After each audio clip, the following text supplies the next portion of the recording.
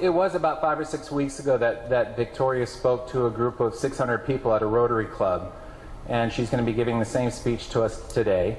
And I saw it, I think a week or so after it hit the web, it started going around, and so I quickly got on the phone and talked with her dad Zane and invited them here. And so we have a very special treat. So Victoria, come on up, do your thing.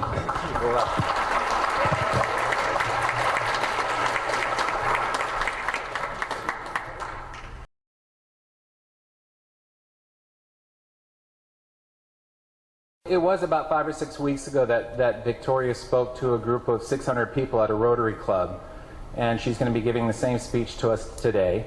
And I saw it, I think a week or so after it hit the web, it started going around, and so I quickly got on the phone and talked with her dad Zane and invited them here. And so we have a very special treat. So Victoria, come on up, do your thing.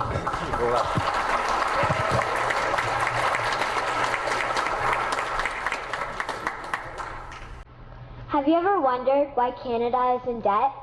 Have you ever wondered why the government forces Canadians to pay so many taxes?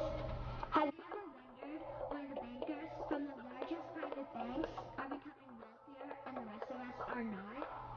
Have you ever wondered why the gross national debt is over $800 billion? Or why we are spending $160 million a day on the interest of the national debt? That's $60 billion a year. Have you ever wondered who receives the $60 billion? What I've discovered is the banks and the government have colluded to financially enslave the people of Canada.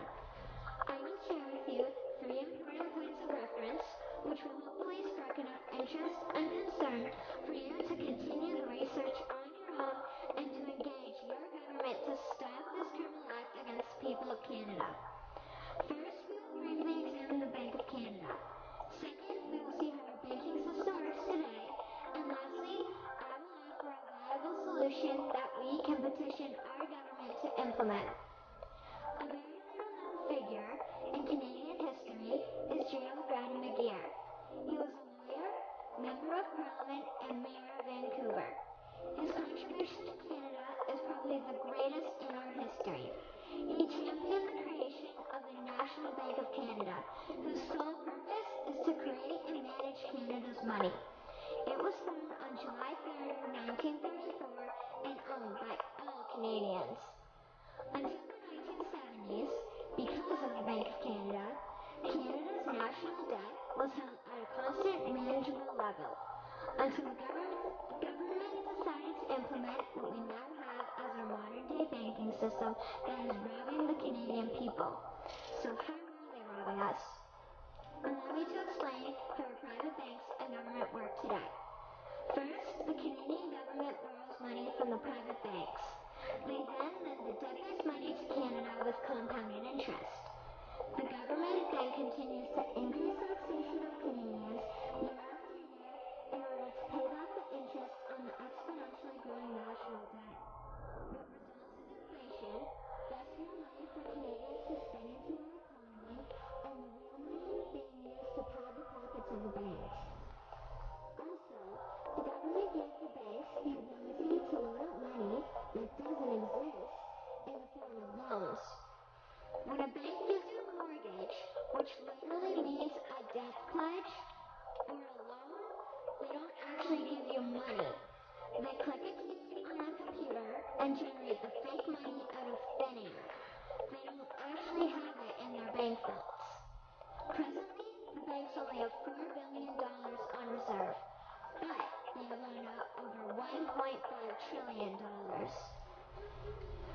To quote Green Towers, each and every time a bank makes a loan, a new bank credit is created. New deposits, brand new money. Broadly speaking, all new money comes out of the bank in the form of loans. As loans are debt, then under the present system, all money is debt. What I find interesting is even Jesus in Matthew 21 drove out the money changers in the temple because they were manipulating the currency to steal money from the people. The private banks are just like the money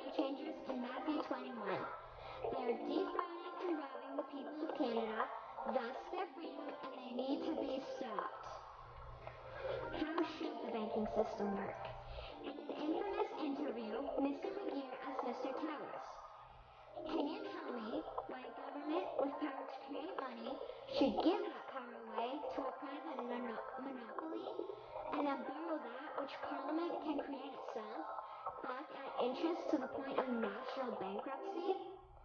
Mr. Towers replied, "If Parliament wants to change the form of operating the banking system, then certainly that is within the powers of Parliament.